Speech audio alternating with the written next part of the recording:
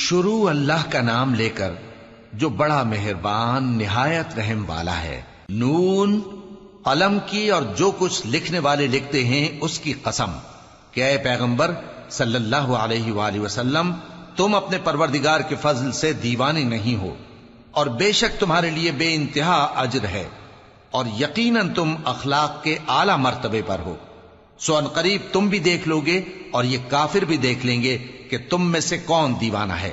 تحقیق تمہارا پروردگار اس کو بھی خوب جانتا ہے جو اس کے رستے سے بھٹک گیا، اور ان کو بھی خوب جانتا ہے جو سیدھے رستے پر چل رہے ہیں۔ تو تم جھٹلانے والوں کا کہا نہ ماننا۔ یہ لوگ چاہتے ہیں کہ تم نرمی اختیار کرو تو یہ بھی نرم ہو جائیں، اور کسی ایسے شخص کے کہے میں نہ آ جانا جو بہت قسمیں کھانے والا ہے، ذلیل ہے، شرارت سے اشارے کرنے والا، لگائی بجھائی کرنے والا، مال دینے میں بڑا بخیل، حد سے بڑھا ہوا بدکار، سخت خو اور اس کے علاوہ بدذات ہے، اس سبب سے کہ مال اور بیٹے رکھتا ہے۔ جب اس کو ہماری آیتیں پڑھ کر سنائی جاتی ہیں تو کہتا ہے کہ یہ اگلے لوگوں کے افسانے ہیں، ہم ان قریب اس کی اونچی ناک پر داغ لگائیں گے۔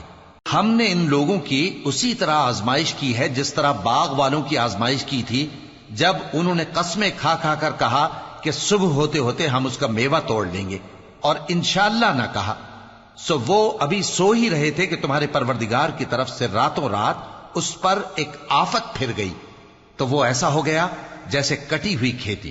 پھر جب صبح ہوئی تو وہ لوگ ایک دوسرے کو پکارنے لگے کہ اگر تم کو کاٹنا ہے تو اپنی کھیتی پر سویرے ہی جا پہنچو۔ سو وہ چل پڑے اور آپس میں چپ کے کہتے جاتے تھے کہ آج وہاں تمہارے پاس کوئی فقیر نہ آنے پائے، اور کوشش کے ساتھ سویرے ہی جا پہنچے، گویا پیداوار پر قادر ہیں۔ پھر جب انہوں نے باغ کو دیکھا تو ویران، کہنے لگے کہ ہم رستہ بھول گئے ہیں، نہیں بلکہ ہم بے نصیب ہو گئے۔ ایک جو ان میں سمجھدار تھا بولا، کیا میں نے تم سے نہیں کہا تھا کہ تم تسبیح کیوں نہیں کرتے؟ دوسرے کہنے لگے کہ ہمارا پروردگار پاک ہے، بے شک ہم ہی قصوروار تھے۔ پھر لگے ایک دوسرے کی طرف رخ کر کے ملامت کرنے، کہنے لگے ہائے شامت، ہم ہی حد سے بڑھ گئے تھے، امید ہے کہ ہمارا پروردگار اس کے بدلے میں ہمیں اس سے بہتر باغ عنایت کرے۔ ہم اپنے پروردگار کی طرف رجوع کرتے ہیں، دیکھو عذاب یوں ہوتا ہے، اور آخرت کا عذاب سب سے بڑھ کر ہوگا، کاش یہ لوگ جانتے ہوتے۔ پرہیزگاروں کے لیے ان کے پروردگار کے ہاں نعمت کے باغ ہیں۔ کیا ہم فرما برداروں کو نافرمانوں کی طرح نعمتوں سے محروم کر دیں گے؟ تمہیں کیا ہو گیا ہے؟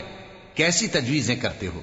کیا تمہارے پاس کوئی کتاب ہے جس میں یہ بات پڑھتے ہو کہ جو چیز تم پسند کرو گے وہ تم کو ضرور ملے گی؟ یا تم نے ہم سے قسمیں لے رکھی ہیں جو قیامت کے دن تک چلی جائیں گی کہ جو کچھ تم طے کر لو گے وہ تمہارا ہوگا؟ ان سے پوچھو کہ ان میں سے کون اس کا ذمہ لیتا ہے؟ کیا اس قول میں ان کے کچھ شریک ہیں؟ اگر یہ سچے ہیں تو اپنے شریکوں کو لے آئیں۔ جس دن پنڈلی سے کپڑا اٹھا دیا جائے گا اور کفار سجدے کے لیے بلائے جائیں گے، پھر وہ سجدہ نہ کر سکیں گے، ان کی آنکھیں جھکی ہوئی ہوں گی اور ان پر ذلت چھا رہی ہوگی، حالانکہ پہلے اس وقت سجدے کے لیے بلائے جاتے تھے جبکہ وہ صحیح و سالم تھے۔ سو مجھ کو اس کلام کے جھٹلانے والوں سے سمجھ لینے دو، ہم ان کو آہستہ آہستہ ایسے طریق سے پکڑیں گے کہ ان کو خبر بھی نہ ہوگی، اور میں ان کو مہلت دیے جاتا ہوں، میرا داؤں بڑا مضبوط ہے۔ اے نبی، کیا تم ان سے کچھ معاوضہ مانگتے ہو کہ ان پر تاوان کا بوجھ پڑ رہا ہے، یا ان کے پاس غیب کی خبر ہے کہ اسے لکھتے جاتے ہیں؟ سو اپنے پروردگار کے فیصلے کا انتظار کیے رہو، اور مچھلی کا لقمہ ہونے والے یونس کی طرح نہ ہونا کہ انہوں نے اپنے رب کو پکارا جبکہ وہ دل ہی دل میں گھٹ رہے تھے۔ اگر ان کے پروردگار کی مہربانی ان کو نہ سنبھال لیتی تو وہ چٹیل میدان میں ڈال دیے جاتے مذموم حالت میں۔ پھر ان کے پروردگار نے ان کو برگزیدہ کر کے نیکوکاروں میں شامل کر لیا۔ اور کافر جب یہ نصیحت کی کتاب سنتے ہیں تو یوں لگتے ہیں کہ تم کو اپنی نگاہوں سے پھسلا دیں گے، اور کہتے ہیں کہ یہ تو دیوانہ ہے۔ اور لوگوں، یہ قرآن تمام جہانوں کے لیے نصیحت ہے۔